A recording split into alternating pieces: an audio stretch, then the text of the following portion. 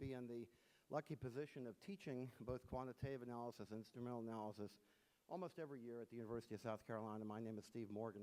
I'd like to have a show of hands. How many of you have ever taken a course in quantitative analysis or instrumental analysis? All right. So I think this establishes that analytical chemistry is the foundation of trace analysis. And this morning we have three wonderful speakers. They're going to talk about some really nice work that represents significant advances in instrumental analysis. Our first speaker is Deanna ODonnel. She's a postdoctoral research assistant at the Department of Chemistry at the City College of New York. And she's going to talk about surface-enhanced Raman spectroscopy, or SIRS, methods and databases for the characterization of dyes.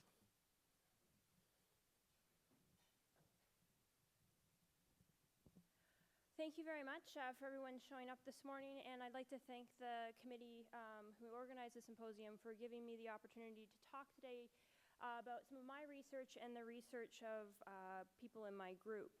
Well, there we go. Okay.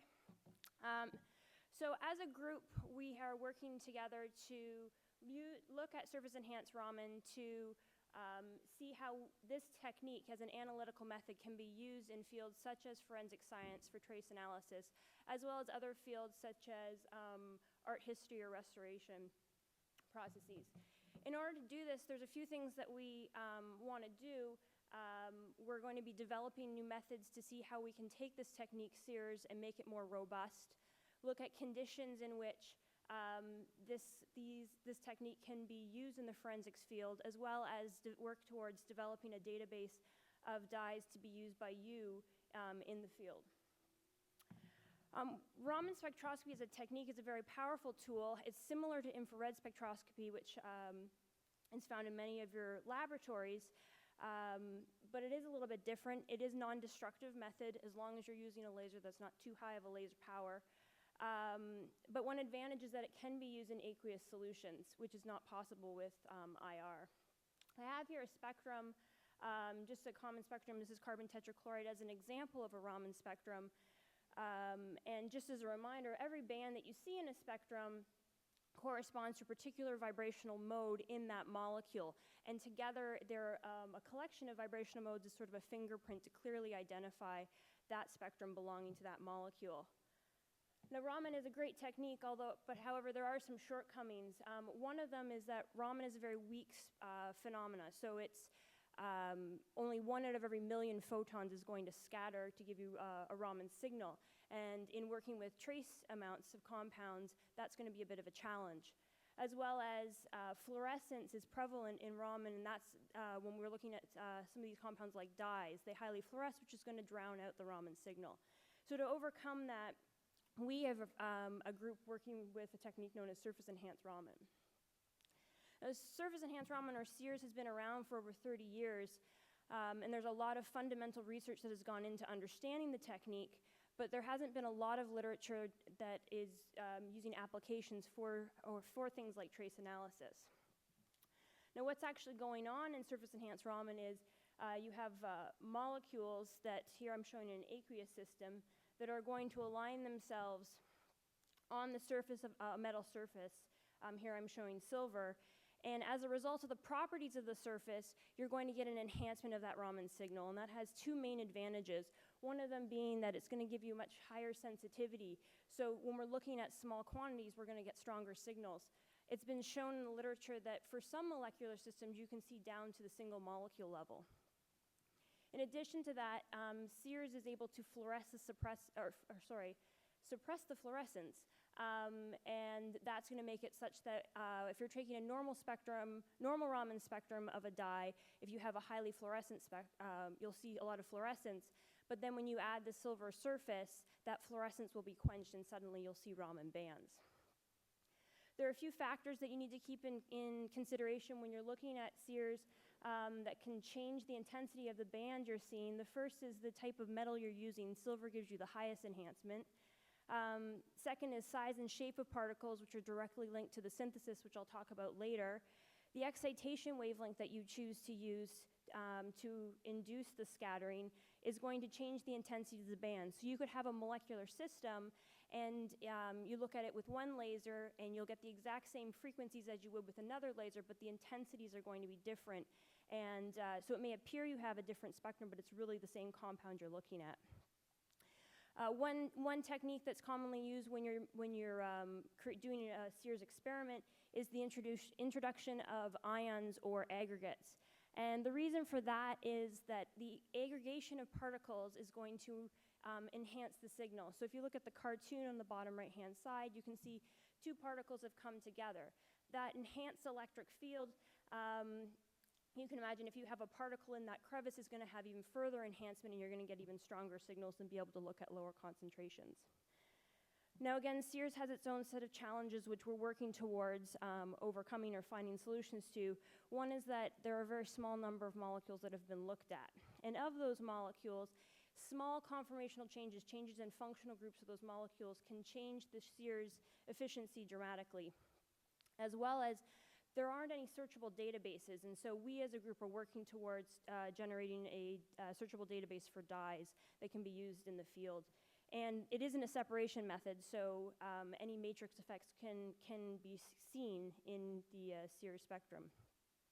The instrumentation is fairly straightforward. If you have a Raman microscope, you can do Sears. These are some of the instruments that we have at City College of New York and Metropolitan Museum of Art, and our collaborators have similar instrumentations.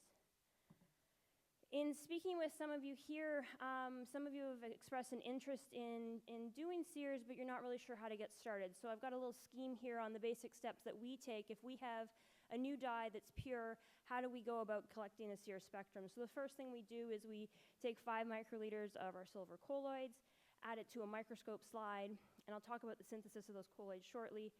And then we'll take 1 microliter of our dye. The concentration of the dye you use is going to vary depending on the dye. Each compound is going to have an optimal concentration. And then you can choose to use an aggregate, so one of these salts I've been talking about, nitrates, chlorates, and to induce the aggregation. And then simply just take that mixture after a few minutes of allowing the molecules to go on the surface, put it in your Raman microscope, and you'll get a spectrum. So it's fairly straightforward. Some of the parameters just need to be worked out for every system.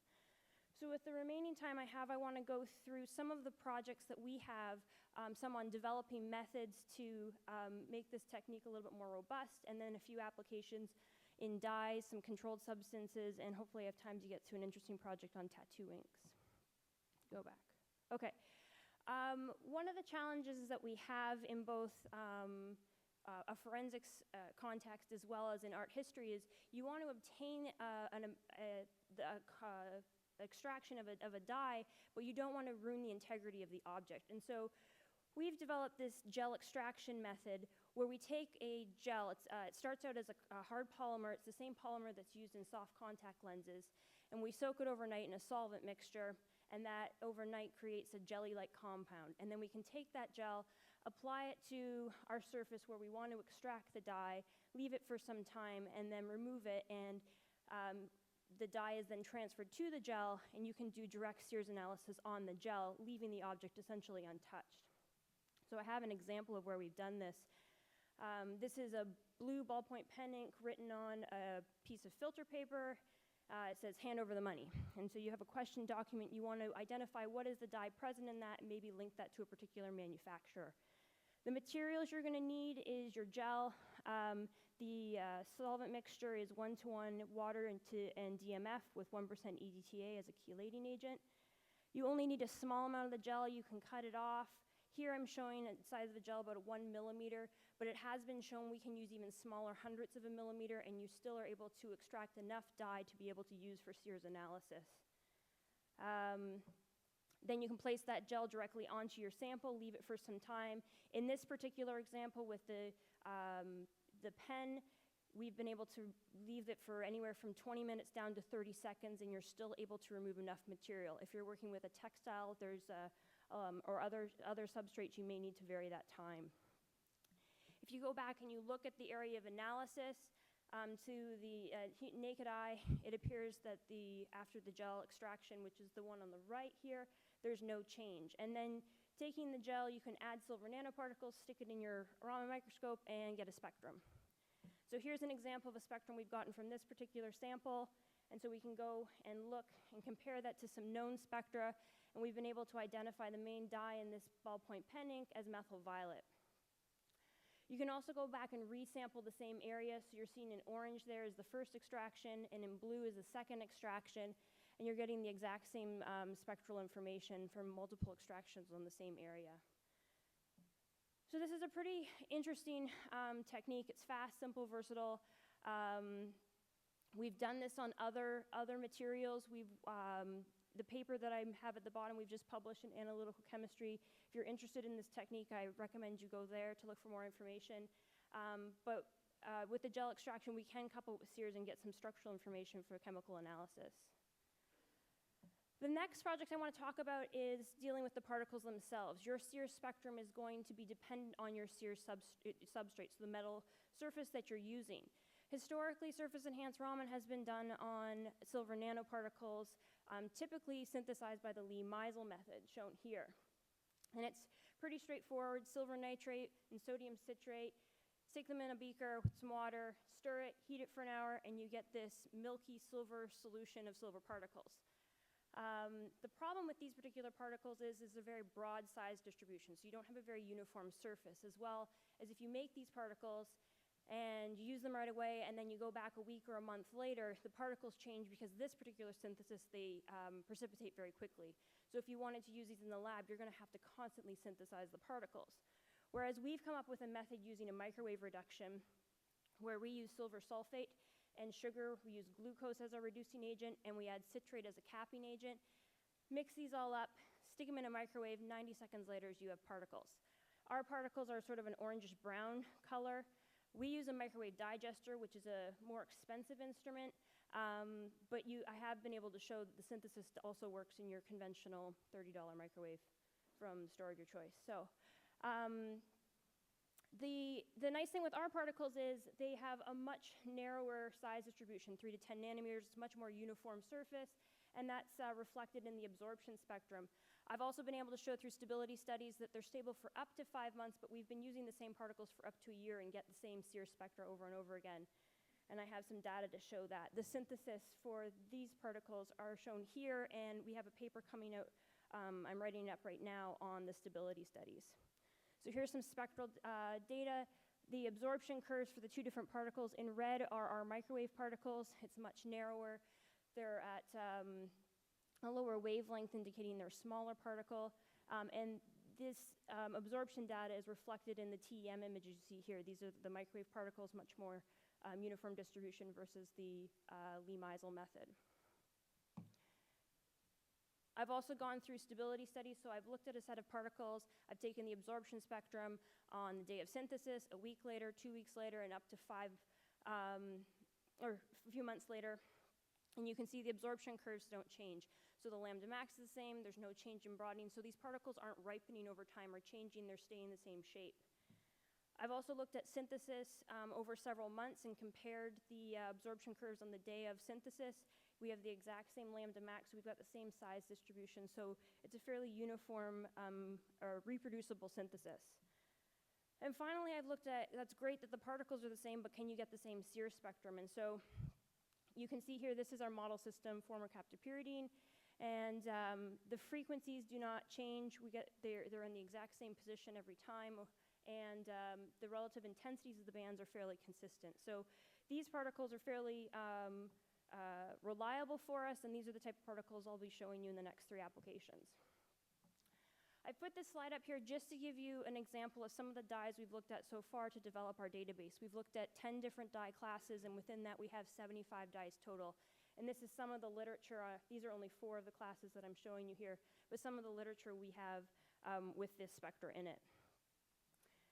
Here's an example of one dye class, the xanthine dyes that we've looked at.